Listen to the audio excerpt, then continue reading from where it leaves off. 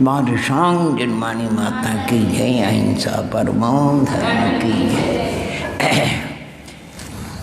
देखो उधर उस जो रास्ते की अपेक्षा है, बहुत जगह नहीं हो तो अलग बात है, बहुत लंबा चौड़ा अपना क्षेत्र है, सामने बैठोगे तो जिनमानी का विशेष आदर होता नहीं, ऐसा तो रास्ता भी नहीं रुकता है, थोड़ा सा ध्यान रखा करो। कोई भी हो जिनमानी, और फिर आपको अच्छा लगे, कोई बाहर कुर्सी पे बैठे, कोई काम बैठे कर अपना कुछ भी नहीं, लेकिन जिनमानी का आदर होना चाहिए।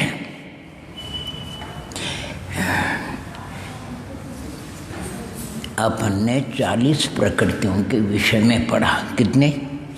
40 प्रकृतियों के। इनके नंबर 148 तक आपको हमको याद करना है। 40 तक कल हो गया, अब 40 तक देखा विजया जी बोलेंगे। 40 सबसे पहले मति ज्ञानावरण है नहीं, ऐसा ही है नहीं, तो 5 ज्ञानावरण की 5 हो गई। दर्शनावरण में चक्षु दर्शनावरण, अचक्षु दर्शनावरण, अवधि और केवल दर्शन, ये कितने हो गए? 9। फिर ध्यान ग्रंथि, फिर निद्रा, फिर प्रचला, फिर निद्रा और प्रचला, ऐसे इन्होंने 14 तक आ गए। कहाँ तक आ गए? और 14 के बाद फिर अपन क्या लेंगे? सातावेदी गया सादा है, सातावेदी 15वें नंबर में, सातावेदी 16वें नंबर में, असातावेदी 3 कर्म हो गए। अब मोहनी में दर्शन मोहन की 3 प्रकट, सबसे किसको लिया? मिथ्यात्व को लिया। फिर इसके बाद सम्यक प्रकृति को लिया है नहीं, और इसके सम्यक मिथ्यात्व को लिया। तो कितने नंबर हो गए बोलो? 14 तो 16 3 19 हो गए नहीं। हाँ चलिए, अब इसके बाद चारित्र मोहिनी की, फिर अनंतानुबंधी, क्रोध, मान, माया, अप्रत्याख्यानावरण, क्रोध, मान, माया, लोभ, प्रत्याख्यानावरण, क्रोध, मान, माया, और संजीवलन, क्रोध, मान, 16 19 न 16 कितने? 20 ना 35 हो गई, ठीक है।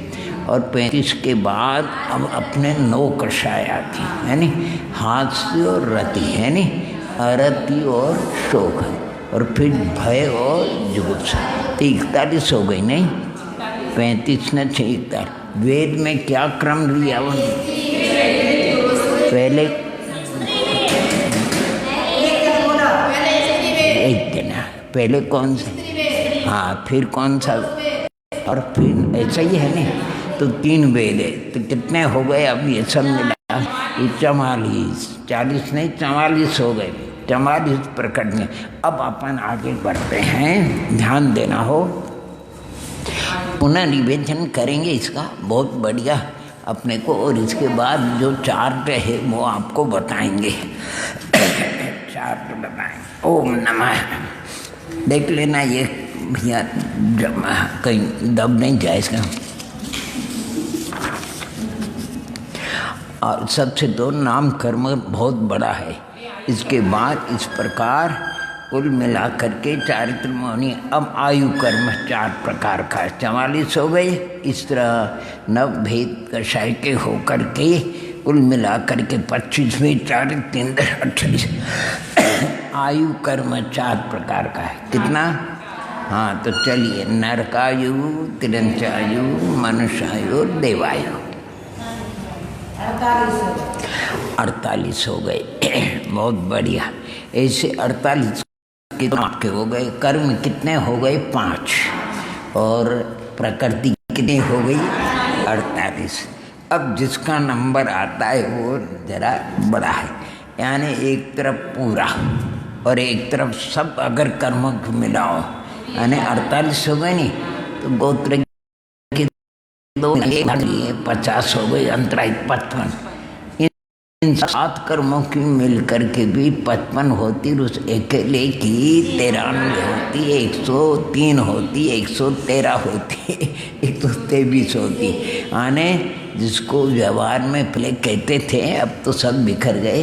यानी आधे में मल्हारगंज, और आधे में सारा इंद्रिय। तो नाम कर्म की प्रकृतियाँ 93, सबकी मिलकर के भी नहीं हुई, सब साथ ही सब ने मिल लिया तो भी मिलकर के उनकी कितनी बनी? 55। कितनी बनी? 55। हाँ चलिए अब आगे नाम कर्म को, उसमें 14 पिंड प्रकृति और बाकी अपिंड प्रकृति है। जिसके उदय से यह जीव एक पर्याय से दूसरी पर्याय को गच्छति प्राप्त हो, वह कौन सा कर्म है? गति नाम कर्म है। उसके 4 भेद है। जिस कर्म के उदय से यह जीव नारटी के आकार यानी त्रिंचाकार, मनुष्य के शरीराकार अथवा देव शरीराकार, एक कहाँ चला गया? नारटी। पहले ये जीव नारकी के आकार, त्रिंचाकार, मनुष्य के आकार, मनुष्य शरीराकार और अथवा देव शरीराकार, उसको क्रम से नरक गति, त्रिंच गति, मनुष्य गति तथा देव गति। ठीक है, तो 52 हो गई नहीं? बहुत बढ़िया। जो उन गतियों में माने अव्यभिचारी सादृश्य धर्म से जीवों को इकट्ठा करे, कौन? जाति नाम कर्म है। यानी एक इंद्रिय जाति में चाहे पृथ्वी जल अग्नि कोई भी हो, सब आ जाएगा। त्रस कहने से 2 इंद्रिय 3 इंद्रिय 4 आ जाए, लेकिन 2 इंद्रिय कहने से 1 इंद्रिय 3 इंद्रिय नहीं आएगा। 3 इंद्रिय कहने से जितने 3 इंद्रिय वो सब आ जाएगा। इसलिए जो उन गतियों में अव्यभिचार माने निर्दोष सादृश धर्म से जीव को इकट्ठा करे, इकट्ठा करने के मतलब सब गर्भित हो जाते हैं, बस जाते है। 1 इंद्रिय 2 इंद्रिय 2 इंद्रिय 3 इंद्रिय यानी 1 इंद्रिय 2 इंद्रिय आदि जीव समान स्वरूप होकर के आपस में एक दूसरे मिलते नहीं। यह तो अव्यभिचारीपना। और 1 इंद्रियपना, सब 1 इंद्रियों में सरीका है, ये हुआ सादृश्यपना। ठीक है न? यह अव्यभिचारी धर्म 1 इंद्रियादि जीवों में रहता, अतएव वे 1 इंद्रियादि जाति शब्द से कहे जाते हैं। जाति कर्म के 5 प्रकार है, जिसके उदय से आत्मा 1 इंद्रिय 2 इंद्रिय 2 इंद्रिय 3 इंद्रिय 4 इंद्रिय अथवा 5 इंद्रिय कहा जाए। तो कितने हो गए? 57 है बराबर। 1 इंद्रिय में जिसके उदय से शरीर बने उसे शरीर नाम कर्म कहते हैं। वह 5 प्रकार का है, जिसके उदय से औदारिक शरीर, फिर वैकृत शरीर, आर्क शरीर, तेजस और कामान शरीर, कर्म परमाणु का समरूप हो। उसी क्रम से औदारिक शरीर नाम कर्म, वैकृत शरीर नाम कर्म, आर्क शरीर नाम, तेजस शरीर नाम और कामान शरीर नाम कर्म। कितने हो गए? 62 हो गए। ठीक, चलिए। और शरीर नाम कर्म के उदय से जो आहार वर्गड़ा रूप पुद्गल के स्कंद इस जीव ने ग्रहण किए थे, उन पुद्गल स्कंदों के प्रदेशों यानी हिस्सों का जिस कर्म के उदय से आपस में संबंध हो उसे बंध नाम या बंधन नाम कर्म जो भी हो कहते हैं। वो भी 5 प्रकार का। जैसे अपन ईंट जोड़ते, इसमें क्या डालते नहीं, मिला करके ईंट को जमाते, फिर वो शिल्पकार क्या कहते हैं, क्या लगाता है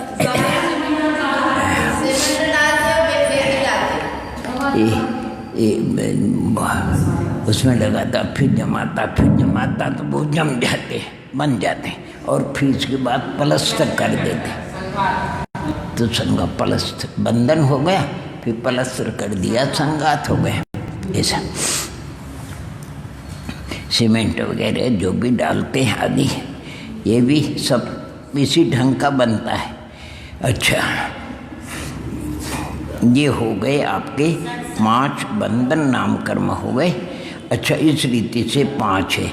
और जिसके उदय से औदारिक आदि शरीरों के परमाणु आपस में मिलकर के छिद्र रहित बंधन एक रूप हो जाए, संघात नाम।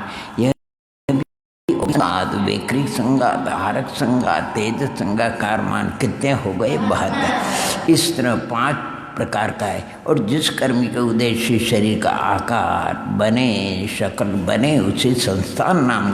वह 6 प्रकार का है जिसके उद्देश्य शरीर का आकार ऊपर से नीचे तथा बीच में समान हो, अर्थात जिसके आंगोपांग की लंबाई चौड़ाई सामुद्रिक शास्त्र के अनुसार, यानी प्रतिमा बनती नहीं 10 ताल की बराबर ठीक ठीक बनी हो, उसका नाम क्या है?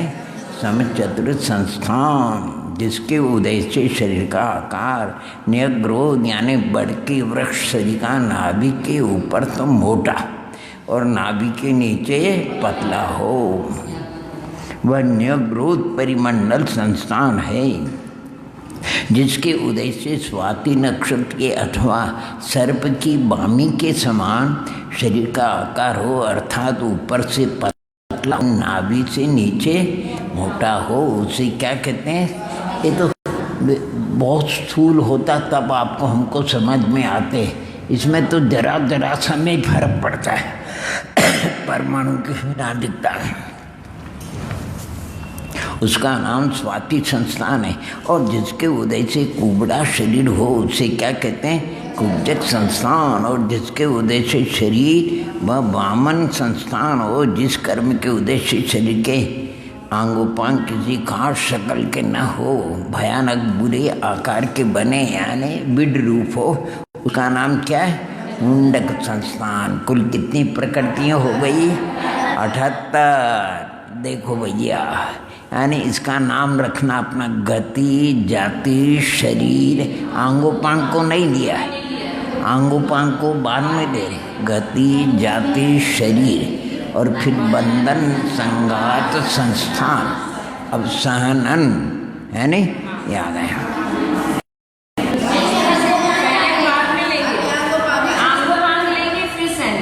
आंगोपांग बाद में, एक रेस में है। आंगोपांग सूत्र में जो अपन पाठ करते नहीं, गति, जाति, शरीर, आंगोपांग, आंगोपांग को बाद में ले रहे, ध्यान रखना हो। संस्थान के बाद आ रहा है, संस्थान के बाद लिखा है संस्थान। अरे बाद में आ रहा, यहाँ आया तो नहीं है। हमने, हमारी कुछ गलती हो गई क्या? गलती हो गई तो बता देना, है ना? हम ये कह रहे हैं कि सूत्र पाठ में तो अपन बोलते हैं शरीर आंगोपांग बोलते हैं, लेकिन आंगोपांग को इन्होंने इसमें नहीं लिया, बाद में लिया। ये कहने का मेरा इतना ही अभिप्राय। और फिर आप लोगों को कुछ समझ में आया तो, क्योंकि कान कमज़ोर है नहीं तो गलती भी हो सकती, मालूम नहीं पड़ती। ओम नमः। चलिए, इसके बाद अब सानन नाम कर्म चलेगा, हुंडक हो गया। अब आया देखो, जिसके उद्देश्य यानी सानन के पहले ले लिया इन्होंने, जिसके उद्देश्य आंगोपांग भेद हो, आंगोपांग 7वां कर्म है, उसके 3 भेद है। कितने? औदारिक शरीर आंगो, छूट गया, औदारिक शरीर आंगोपांग, औदारिक आंगोपांग, औदारिक शरीर आंगोपांग, वैकृतिक शरीर आंगोपांग, यानी शरीर शब्द औदारिक अंगोपांग नहीं, औदारिक शरीर के अंगोपांग होते हैं, वैकृतिक शरीर। 2 शरीर के अंगोपांग नहीं होते और कारमान के। कुल कितने हो गए? 81। जिसके उद्देश्य से हाड़ों के बंधन में विशेषता हो। अब आयासन, उसे संहनन नाम कर्म कहते हैं। वह 6 प्रकार का जिस कर्म के उदय से ऋषभ यानी वेस्टर्न बोलते, बंधन बोलते हैं नहीं, और नाराज कहते हैं किला। याद रखना हो, नाराज का अर्थ किला है और ऋषभ का अर्थ है बंधन, और सम्मान का अर्थ है हाड़ों का और वज्र के समान हो, अर्थात इन तीनों का किसी शस्त्र से छेदन भेदन न हो, उसे वज्र वर्षभ नाराज सनन। 4 शब्द। वज्र माने हीरे के समान जो मजबूत हो। वृषभ का अर्थ है वेष्टन यानी बंधन, बंधा जिसे बांधते नहीं, डोरी वगैरह से अपन बिस्तर वगैरह। अच्छा, नाराज का मतलब किला, यानी बीच में किला ठोक दो, और सनन का मतलब हड्डी, अब दूसरे नंबर पर जिस कर्म के उदय से ऐसा शरीर हो जिसके वज्र के हाड़ वज्र की कीली तो हो, परंतु बैठन वज्र के न हो, बंधन वज्र के न हो, एक निकल गया, उसका नाम वज्र नाराज सहनन वृषभ निकल गया। और जिस कर्म के उदय से शरीर में वज्र रहित यानी साधारण बेटन और कीली सहित हाड़ हो उसे नाराज सहनन कहते हैं। क्या कहते हैं? वज्र के कोई भी नाराज कहते हैं, यानी नाराज सहनन है, कीली तो है, सहनन हड्डियाँ भी है, लेकिन वज्र के नहीं है। जिसके उदय से हाड़ों की संधियाँ आदि कीलित हो, यानी किला पूरा नहीं लगा हो, आर पार नहीं लगा हो, उसका नाम उसका अर्ध नाराज समनन। और जिस कर्म के उदय से हाड़ परस्पर किलित हो, यानी किलित मतलब ऐसे फंसे हो, किला नहीं लगाते, हाँ किलित हो, यानी परस्पर जिस कर्म के उदय से हाड़ परस्पर किलित का अर्थ किला किला किला नहीं लेना हो, किलित का अर्थ परस्पर ऐसे लगा देते हैं, किलित हो। अच्छा, इसके आगे क्या कहते हैं? और असंप्राप्त का, क्योंकि असंप्राप्तानि आपस में नहीं मिले हो, श्री पाटिका वत लिखा नहीं, श्री पाटिका वत अर्थात सहनानि यस्मिन सर्प हाड़ जिसमें तत्व असंप्राप्त श्री पाटिका सननम, असंप्राप्त श्री पाटिका श्री पाटिया सनन शरीर है, ऐसा शब्दार्थ करना। ये जो दुर्जन लोग हैं नहीं, सर्प पकड़ते नहीं, उसको पूंछ लेकर के तो उसके वो सब फिर वो चल नहीं सकता है, वो सर्प चल नहीं सकता है, फिर तड़पेगा और पकड़ लेते हैं, क्योंकि उसके वो बंधन नहीं होते नहीं तो सब बिखर जाते हैं। और वो पैर नहीं होते, वो तो छाती के सारे चलता है, छाती। और उसके अगर ऐसे अगर असम श्री पाटिका सहनन नहीं होता तो उसको मतलब 90% उसका जीवन अगर सुरक्षित है, इसी कारण से इधर उधर करके कहीं भी बच जाएगा। अगर उसके हड्डी वगैरह कड़क होते नहीं तो कोई भी मार लेते, तुरंत वो इधर कहीं से चला जाए। तो उसका सहनन का न होना, यानी प्रत्येक जो जीव है, यद्यपि आप विचार करोगे, लेकिन प्रकृति कहो कर्म कहो, इसकी जीवन के लिए कुछ न कुछ विशेषताएं हुआ करती है। यानी आपने कभी देखा होगा, जैसे अपन तो मनुष्य, अपने को कोई खुजाल वगैरह लगती तो कोई उपकरण या किसी के द्वारा, अब बाकी ये तिरंच वगैरह है, ये इतने माने इनका इतना झुकाव हो जाता है कि वो कहीं से भी खुजाल कर लेते हैं। अब जैसे हाथी इतना बड़ा शरीर है उसका, अगर उसकी सूंड नहीं हो उसका जीवन नहीं चल, जितना खान पान सब कुछ है वो किसके ऊपर सूंड के ऊपर निर्भर है। तो प्रत्येक का जीवन रहता है, उसके कारण से उसका जीवन चलता है। अभी देखो ये कबूतर वगैरह जितने भी पक्षी है, अब पक्षी है, इनको कौन, इनके चक्के गैस चूल्हा कहाँ से लाओगे? ये मक्का खाएगा, जवारी खाएगा तो भी पच जाए, और कितना छोटा शरीर है, और अपने से कितनी मशीन लगी है, कितना उसमें होता। इतनी बड़ी मशीन अगर अपन मक्का खाएं तो झोंका तो निकल जाएगा, अपने नहीं पचेगा, लेकिन उसको पच जाएगा। ये प्रकृति की देन है, नहीं याद समझे? प्रकृति की देन है प्रत्येक जीव को चलने के लिए, उसका कुछ न कुछ विशेषता। इसी प्रकार सबका रहता है। प्रकृति ने, अब देखो उनके हाथ नहीं है कबूतर और तोते वगैरह, लेकिन चोंच ऐसी बनाई कि उससे वो अपना पेट भर लेते। अपन हाथ से खाते, अपन मुंह से नहीं खा सकते, जबकि वो चोट से मुँह से अपना पेट भर लेते हैं। यानी प्रकृति का नियम, यानी ये पुराने लोग कहते हैं, माने चींटी को कण हाथी को मन।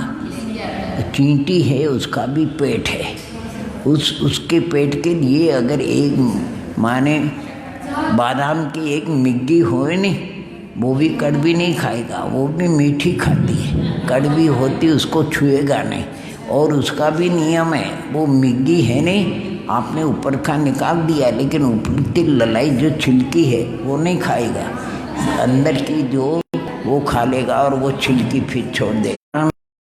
आहारादि संज्ञा पे भूख तो लगती है, अब भूख को मिटाने के लिए वो जाएगी, उसको आँख तो है नहीं, दिखती नहीं है, और इधर उधर अपन चलते हैं तो उसका जीवन ही चला जाता है। मोक्ष मार्ग प्रकाशक में एक प्रश्न लिखा है, वो अपने कान करते हैं, उसमें बैठा है कि आप बार बार कहते हो भगवान की वाणी के द्वारा, गुरुओं की कृपा के द्वारा सब जीवों के कल्याण का उन्होंने मार्ग प्रशस्त किया, तो सब जीवों को कल्याण का, अरे भाई संगी जीव तो उनकी वाणी को सुन करके अपना कल्याण कर ले, लेकिन असंगी जीव वो तो वाणी सुनते नहीं है, वो कैसे कल्याण करेंगे?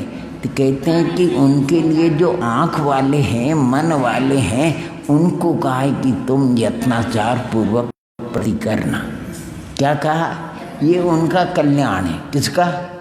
जो आप और हम आँख वाले हैं, कान वाले हैं, मन वाले हैं, तो अपने को कहा कि आप लोग प्रवृत्ति करना, यानी लेकिन ऐसी प्रवृत्ति करना कि जिससे मन से, वतन से, काय से किसी जीव को तकलीफ न हो, यानी वो भी बच जाए और अपना काम भी हो जाए, ऐसा बताऊं।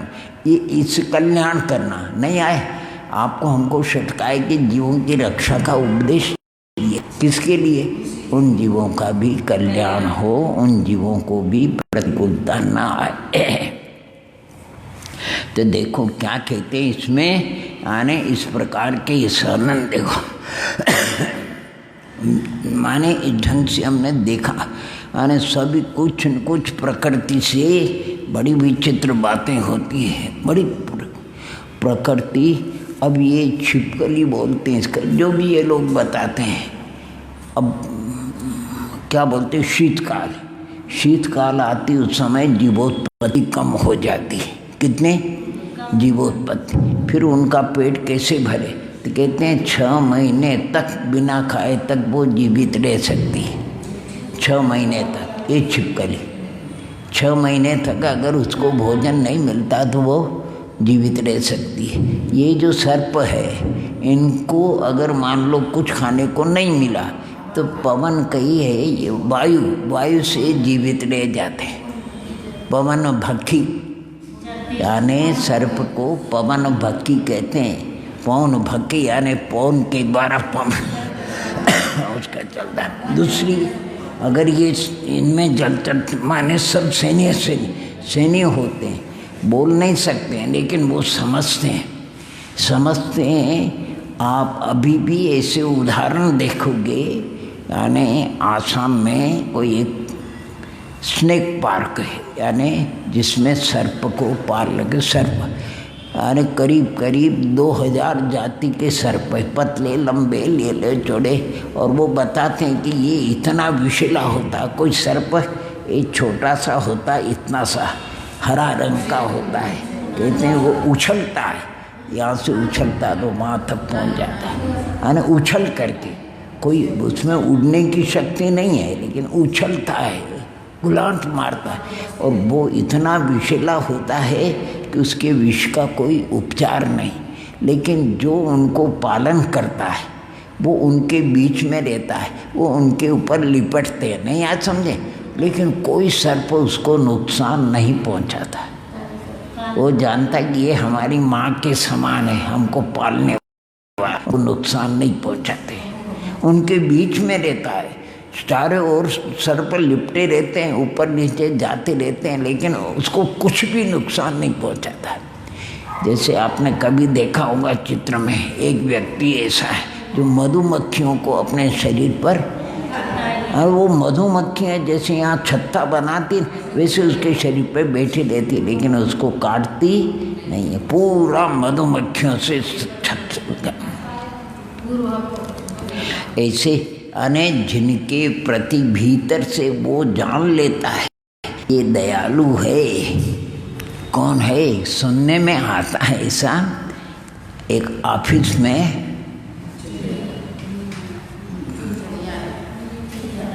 कोई अफसर बैठे हुए थे, कोई काम के लिए आया अफसर से, वो वहाँ बैठा था। तो एक चिड़िया आती थी और अपने बच्चे को दाना दे करके चली जाती, बच्चे को दिया तो दिन। वो व्यक्ति जब तक बैठा रहा, वो चिड़िया आई, देखी चली गई, अपने बच्चे के पास नहीं गई, दोबारा चली गई, तिबारा आई चला। तब उसने अफसर ने कहा कि आप शाकाहारी है कि शाकाहारी नहीं? कि हम शाकाहारी नहीं हैं। आने उस चिड़िया को ये पता लग गया कि ये मांसाहारी, और जब वो उठ करके गया, वो फिर चिड़िया अपना बच्चे को दाना को दिया, चली गई दिन के लिए।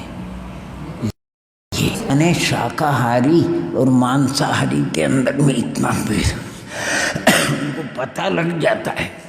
कौशल कुमारी ने अपने लेख में लिखा है, एक 12 वर्षीय बच्चा था, वो रोज दाने दे करके सरोवर के किनारे पहुंच जाता था, विकेट देता हाथ में देता, तो पक्षी वो आते बराबर और दाना चुकते कि उसके कंधे पे बैठ जाए, चुके कुछ नहीं, और ऐसे हिल मिल गए उससे।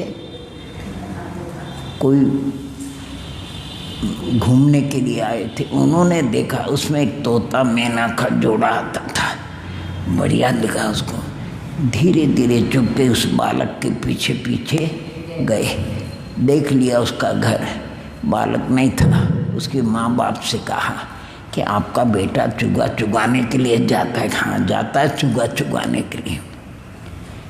तो कहते हैं कि उसमें एक तोता मैने का जोड़ा आता है, तो आप अपने बेटे को देना, वो उसको ले आए, आप जो कहोगे वो न्योछावर हम दे देंगे। वो भी सीधे साधे थे, बेटे को कह दिया। बेटा भी भोला भाला था। अब वो आज उसके मन में क्या था? तोता मैने को पकड़ करके ले जाना। पिताजी ने कहा, दाना बिखेरे, पक्षी सब बैठे, कोई नहीं आए, हाथों से तो जाने दो, अपने पास नहीं आए, लेकिन आजू बाजू में बिखेरे तो भी कोई पक्षी नहीं आए। पक्षियों को किसने टेलीफोन किया? उसको कहते हैं बेतार का तार, यानी मन की बात। जो आप लोग परीक्षण में जाते हो तो कहीं समझाते होंगे, एक वृद्धा माँ एक अश्वारोही से, बेटा ये मैं थक गई, ये मेरी पुटिया पुटिया आगे रख दे रहा, जल्दी में था, उपयोग नहीं लगाया, चल दी। फिर भी कहा, अरे बुढ़िया की पुट्टी में कुछ न कुछ माल होना, और कब आएगी? लेकर चंपल तो लौट करके आता। अच्छा माँ दे दो, कि भैया जो तेरे को कह गया वो भी मेरे को कह गया, जो तेरे को कह गया कह गया। मेरे मन में भी आया का परिचित व्यक्ति ले करके चला जाएगा तो क्या करेगा? ऐसा ये सब चीज़ें आप देखो बड़ी भावों से संबंध रखती है, भावों से संबंध। एक तस्कर, कमजोर तस्कर होता नहीं चोर, तो निष्णात नहीं था, कमजोर था, यानी चोरी करना उसने अभी सीखा था। और चोरी करने के लिए भी देखो कहाँ गया, राजा के घुड़सवार में गया और घोड़ा चुराया, और भोला अब जा रहा है, पहले दाल रहे हो, मैं चोरी करने के लिए, क्या चुराएगा? मैं घोड़ा चुराऊंगा। किसका चुराएगा? राजा का चुराऊंगा। चोर कभी ऐसा बोलता है क्या? और घोड़ा लेकर क्या कर रहे हो? घोड़ा चुरा करके ले जा रहा हूँ। अरे भैया भूल गया होगा, पानी पिलाने के लिए, यानी उसका पालने वाला होगा, तो किसी ने कुछ नहीं कहा। अब वो जा करके एक वृक्ष के नीचे उसको बांध करके बैठ गए। लोग आता है, घोड़ा बेचना है? हाँ बेचना है। कितने में बेचना है? सभी ऐसे। तो समझ गए, एक चालाक व्यक्ति आया कि ये तस्कर तो है और घोड़ा चुरा करके मिला, लेकिन इतना निष्णात नहीं है। तो उसने क्या किया, जो भी कीमत वगैरह, उसने कहा देखो भैया ये मेरी चिलम है नहीं, माने तम्बाकू रख करके चिलम से एक मिट्टी का होता है, ये चिलम है तो इसको मैं इसकी चाल ढाल देख लेता हूँ। किसकी? घोड़े की। चिलम उसको पकड़ाई, किसको? और वो उस पर बैठा और लेके चलता था। अब दूसरे जो पहले खरीदने वाले आए थे, क्यों भैया घोड़ा बिक गया? हाँ बिक गया।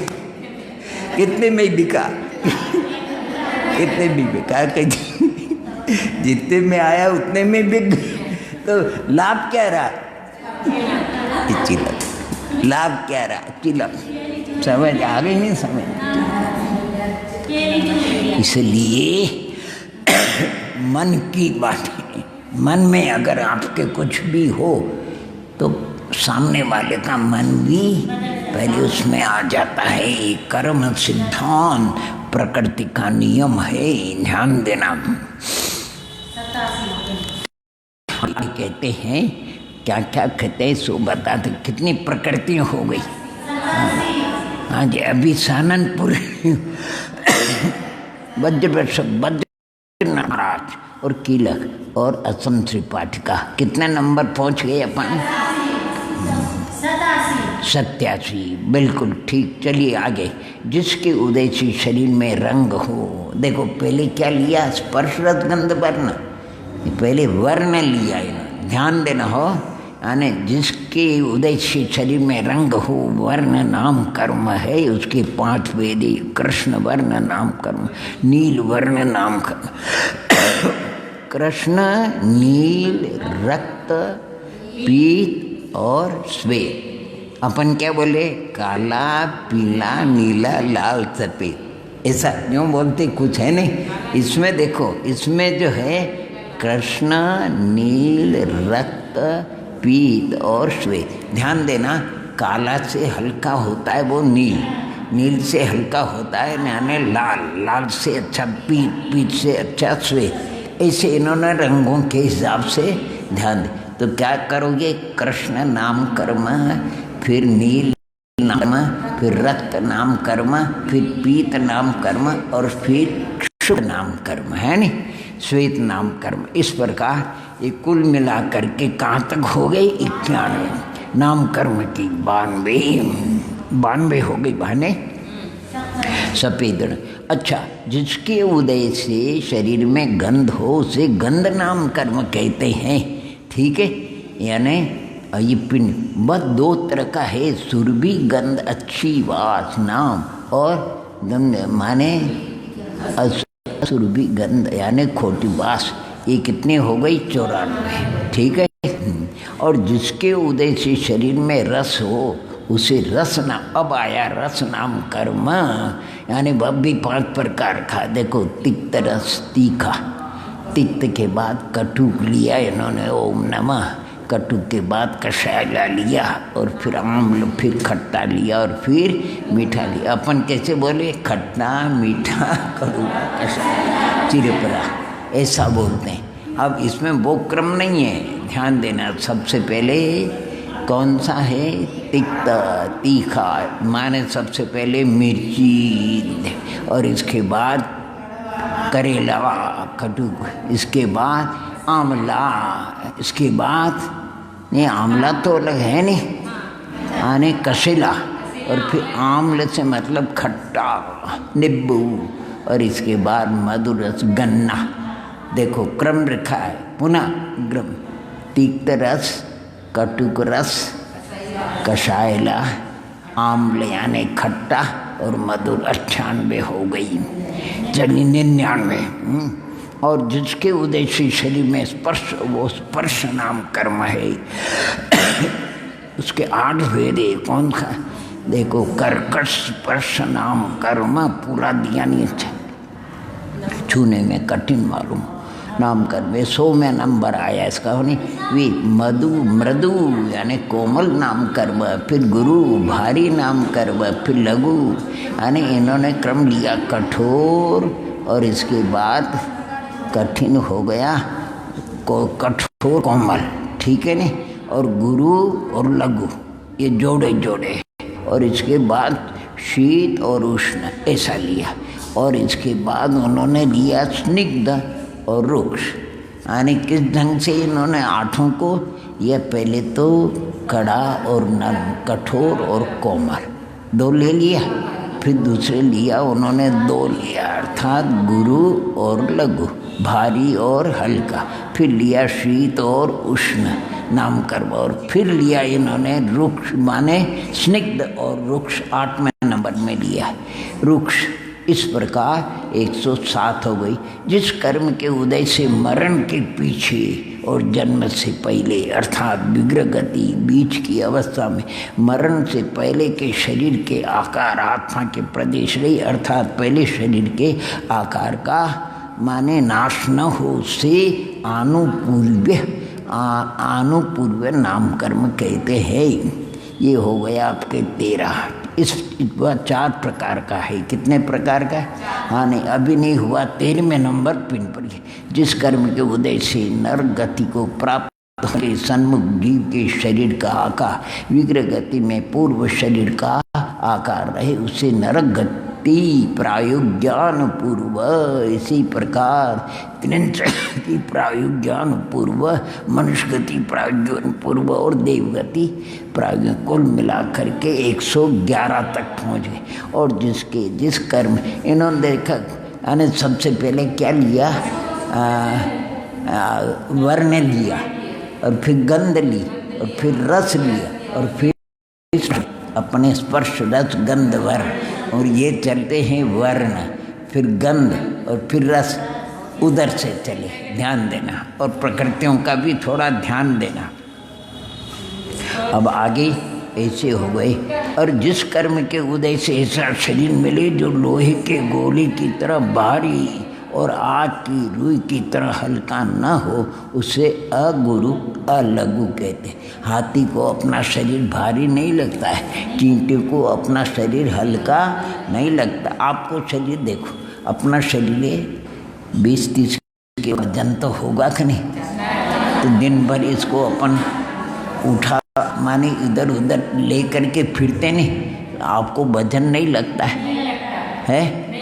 अगर हाथ में 1 किलो कोई होगा तो वजन होगा, और ये इतने वजनदार है तो भी वजन नहीं लगता है, क्योंकि आत्म प्रदेश इसमें अगुरु लघु। जिसके उदय से बड़े सिंह और क्या लंबे स्तन अथवा मोटा पेट इत्यादि अपने ही अंग हो से उपघात नाम कर्म। यानी ये जो लक्षण एक देश मिलते हैं, ध्यान रखना। यानी जैसे अपने उपघात नाम कर्म का उदय है कि नहीं है, और परघात का भी है। यानी हम अपने हाथ से अपना गला भी दबा सकते हैं और दूसरों का भी दबा सकते हैं। यानी उपघात नाम कर्म भी और परघात भी। ऐसा नहीं कि ऐसे सिंह वाला ऐसे पेट वाला ही उपघात नाम कर्म होता है, वो विशेष करके बताया उन्होंने, देख लेना। अच्छा सा उपघात नाम कर्म जिसके उदय से तीक्ष्ण सिंह और नख सर्प आदि को दाढ़ इत्यादि पर के घात करने के शरीर, उसको परघात नाम कर्म हो गए। जिसके उदय से तीक्ष्ण सिंह, ये सब इनके बने जो मांसाहारी जीव है नहीं, इनके सबके ऐसे ही दांत वगैरह होते हैं, सब पूरा उदय से तीक्ष्ण सिंह नख और क्या सर्प आदि की दाढ़ वो इत्यादि तरह के घात वाले शरीर के अवयव, उसका नाम क्या है? परघात नाम कर। 100 उपघात को पाप में लिया है, परघात को पुण्य में लिया सद है नहीं। जिस कर्म के उदय से पहले उपघात है फिर परघात है?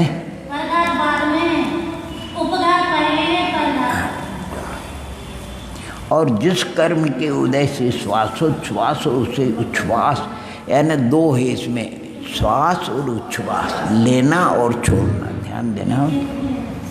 और जिस कर्म के उदय से पर को आताप करने वाला शरीर हो, देखो पर को आतप नाम कर्म है। सूर्य बिंब में पर को आतप करने वाला अभी फिर भी चल रहा है। जिस कर्म के उदय से उद्योत रूप आताप रहित प्रकाश रूप शरीर हो उसे उद्योत नाम कर्म कहते हैं। और इसका उदय चंद्रमा के बिंब आ गया जुगनों आदि में, उसका सूर्य का बिंब ले लेना चाहिए, पहले आ गया इसलिए उन्होंने नहीं किया रहा।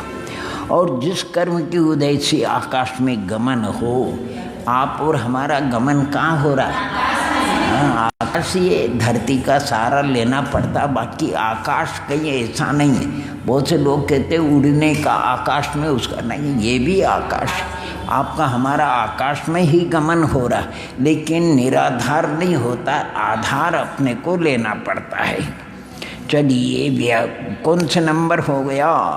इसके दो भेदे। प्रशस्त व्याहुगति शुभ गमन, हाथी के समान जिसकी चाल हो गजगामिनी, और ऊंट के समान जिसकी चाल हो प्रशस्त व्याहुगति अशुभ गमन। नाम कर्म 119 हो, जिसके उदय से 2 इंद्रियादि जीवों की जाति में जन्म हो। अब युगल आ गए हो, उसका नाम क्या है? तृष्णाम। 120वें नंबर में आया।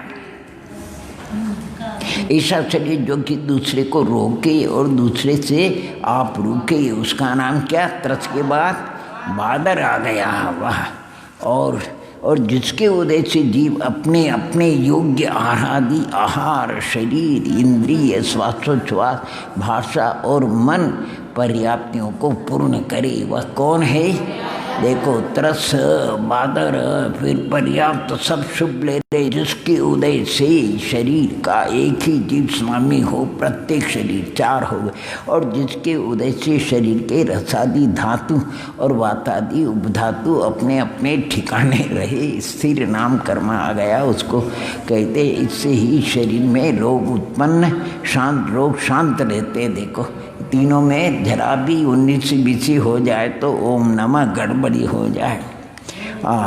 इसी से शरीर में रोग शांत रहता है। और जिस कर्म के उदय से मस्तक वगैरह शरीर के यानी अवयव और शरीर सुंदर हो, उसका नाम क्या है? शुभ नाम है, फिर शुभ नाम। और जिस कर्म के दूसरे जीवों को लगने वाला शरीर हो, उसको नाम कहते हैं। और जिसके उदय से आवाज अच्छी हो, उसको नाम कहते हैं। और जिसके उदय से कांति सही, उसको आदि कर्म कहते हैं। उसके उदय से अपना पुण्य गुण जगत में प्रकट हो, अर्थात संसार में जीव की तारीफ हो, उसको यश कीर्ति नाम कर्म। ये 10 ही प्रकृति इस क्रम में। देखो, के त्रस, बादर, पर्याप्त, प्रत्येक शरीर, स्थिर, शुभ, शुभ के बाद सुभग, सुभग के बाद सुस्वर, सुस्वर के बाद आदि, आदि के बाद यश। ऐसे ही है ना 10 का भेद। बहुत 10 हो गई। अब 10 उल्टी बात 2 प्रकार का है। निर्माण नाम कर्म, जिसके उद्देश्य शरीर के अंगों पांग ठीक ठीक रचना हो, उसे निर्माण नाम। 130वां बात 2 प्रकार का है। यानी जाति नाम कर्म की अपेक्षा, जैसे नाक के स्थान पे नाक तो है, माने गज को, परंतु उसका प्रमाण बहुत बड़ा है, ठीक है नहीं? तो एक स्थान नाम कर्म निर्माण, स्थान नाम का होता है एक निर्माण नाम कर्म, स्थान पे हो लेकिन बड़ा छोटा हो उसको, इसलिए स्थान निर्माण नाम कर्म। वो प्रमाण निर्माण कर्म 2 भेद कर देते हैं कहीं उसके। देख ले, देखो इसमें है जाति नाम कर्म के अपेक्षा नेत्रादि की इंद्रियां जिस जगह होनी चाहिए उसी जगह उन इंद्रियों की रचना करे, वह स्थान निर्माण। और जितना नेत्रादि का प्रमाण माप चाहिए उतने ही प्रमाण माप के बराबर बनाए वह प्रमाण निर्माण कर्म है, ठीक है? श्रीमत अरहत पद का कारण वह तीर्थंकर नाम कर्म 131वें नंबर में आया हो। और अब अश्वमेध, जिसके उदय से एक इंद्रिय वह पृथ्वी, जल, तेज, वायु, वनस्पति में जन्म, ये अब आया स्थावर नाम का। त्रस के बाद स्थावर, सूक्ष्म शरीर हो न तो किसी को रोके न किसी को दो, जिसके उदय से कोई भी पर्याप्ति पूर्ण न हो, अर्थात लब्ध पर्याप्त अवस्था उसकी अपर्याप्त नाम। जिस कर्म के उदय से शरीर के अनेक जीव स्वामी हो उसको साधारण नाम। और जिसके उदय से धातु यानी निगोद शब्द इसमें नहीं आता है, साधारण शब्द आता है नहीं। प्रकृति दो ये प्रत्येक और साथ, जिसके उदय से धातु रूप धातु अपने अपने ठिकाने न रहे, अर्थे चलामान होकर शरीर को रोगी बनावे। अस्थिर नाम कर्म, जिस कर्म के उदय से शरीर के मस्तकादि अवयव सुंदर न हो उसको अशुभ नाम कर्म। और जिस कर्म के उदय से रूपादि गुण सहित होने पर भी, देखो क्या लिखा, जिस कर्म के उदय से रूपादि गुण सहित होने पर भी दूसरे जीवों को अच्छा न लगे उसको दुर्भग नाम कर्म कहते। बाहर जिसके उदय से अच्छा स्वर न हो दुस्वर कर, और जिसके उदय से प्रभा कांति रहित शरीर हो वह अनादेह नाम कर्म। और जिस कर्म के उदय से संसार में जीव की तारीफ न हो उसको क्या कहते हैं, ऐसे कृति नाम कर्म। तो कहते इस प्रकार सब मिलकर के नाम कर्म की कुल कितनी प्रकृति हो गई, 93 प्रकृति हो गई। और नंबर कौन सा आया, हाँ 141 आए है नहीं, अपने को 148। अभी गोत्र और अंतराय है नहीं तो उसका लेगा। गोत्र कर्म के 2 वेद, जिसके उदय से लोग पूजित मान्य कुल में जन्म उसे उच्च गोत्र 142। जिस कर्म के उदय से लोग निंदित कुल में जन्म उसे नीच गोत्र कहते हैं 143। अंतराय के 5 वेद, जिसके उदय से देना चाहे परंतु दे नहीं सके दानांतराय।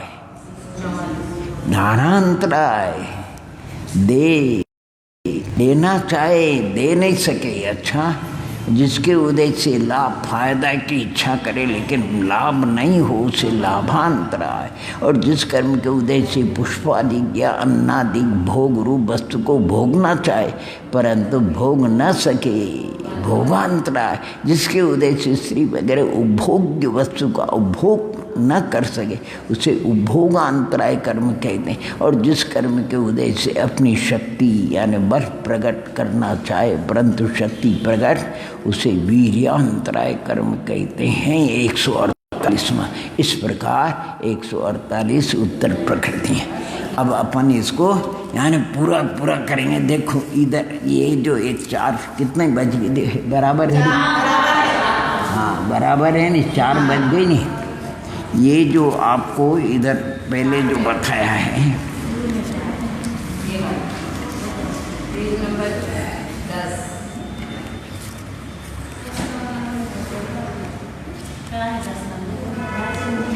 ये आपके कर्म बंधादि यंत्र, इधर देखो शुरू में कहा कर्म बंधादि, ये इन प्रकृतियों का है नहीं, ऐसे नंबर दिया उन्होंने। देखो इस यंत्र द्वारा घोमट सार के कर्म कांड संबंधी कर्म प्रकृतियों के बंध उदय सत्ता का गुणस्थान क्रम से निर्णय होता है। देखो गुणस्थानों के नाम दिए, अच्छा गुणस्थान का यानी प्रथम द्वितीय आदि गुणस्थानों के नाम है बंध संख्या और बंध विच्छुद्धि, उदय संख्या उदय विच्छुद्धि, सत्ता संख्या और सत्ता विच्छुद्धि। अब इसमें जो आपको दिया है जो कोष्टक में दिए अंक, तो उस कोष्टक से क्या करना, नीचे दिया है वो यानी नंबर 1 2 3 4। जैसे सबसे पहले 1 नंबर कहाँ आया है आपका, देखो यानी कर्म संबंधी घोमटसार कर्म कांड संबंधी उदय।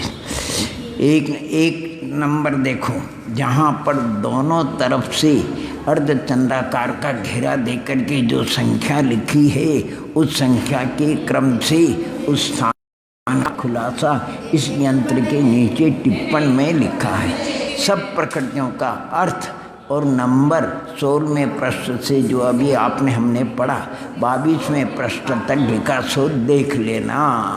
नंबर 1 कहीं लिखा है, ये जो शायद मेरी समझ में कर्म बंधादि यंत्र है नहीं, इसके ऊपर 1 लिखना चाहिए। कर्म बंधादि यंत्र ये 1 नंबर का हो गया। अब 2 नंबर में देखना, जो माने अभेद भाव से 120 उत्तर प्रकृतियाँ मानी गई है, उनमें से 18वीं देखो 19 में संख्या वाली 2 प्रकृतियाँ बंद के प्रसंग में घट जाती है। यानी उसका खुलासा आपको वहाँ देखना पड़ेगा। यानी 2 नंबर में ये दिखाने कोष्ठक में बंद ठीक है। फिर इसके आगे लिखने वो देखो, क्योंकि बंद के समय दर्शन मोनी एक मिथ्यात्व रूप रहता, उदय उसके 122 का होता है, सत्ता की अपेक्षा 148, माने किसी कर्म का बंद उदय सत्वतो किसी गुण स्थान में जो नहीं होता है सो माने योग्यता न रहने से, और किसी का पूर्व में गुणस्थान में विच्युति हो जाने से माने बंद उदय अथवा सत्व नहीं रहता है। जैसे प्रथम गुणस्थान में तीर्थंकर प्रकृति तथा आर्क शरीर आंगोपांग का योग्यता नहीं रहने से महाबंधन नहीं रहता। वहाँ क्योंकि उनके प्रत्यय नहीं है इसलिए महाबंधन नहीं होता। ये 2 में नंबर में इसलिए 100 आगे। अब उसका आपको खुलासा देखना है, ठीक है नहीं। तो 104 माने 117 प्रकृति पहले गुणस्थान में, तो 3 कौन सी कम हो गई? तो चौथे नंबर में आप देखो, चौथे नंबर में अर्थात 60वें नंबर की यानी आरक शरीर, 81वें नंबर की आरक अंगोपमा आरक शरीर अंगोपमा, और 131 में तीर्थंकर। तीनों संख्या वाली 3 प्रकृति बंधने की यहाँ योग्यता नहीं। अगर गाथा देखना हो तो 92 और 93 में देख लेना, कितना अच्छे ढंग से इसको बताया। कुल इसमें संविधान के कुल 50 बताए, कितने बताए, और फिर उसमें गाथाएं वगैरह भी सब दी। 50वें नंबर में लिखा इसमें जो 85 का सत्व है, किंतु उसके भी चरम समय में 72 की विच्युति और चरम समय में 13 की विच्युति होकर के गुणस्थान आती, सिद्ध परमेष्टि कर्म बल रहित हो जाते हैं। तो कौन कौन सी 340 341वीं गाथा में आपको देखना है। देखो कितनी गाथाओं का ओम नमः। फिर इसको कल अपन इसकी प्रकृतियाँ अच्छी तरह देख लेना, और ओम नमः फिर इसको करेंगे ओम नमः सिद्धि में।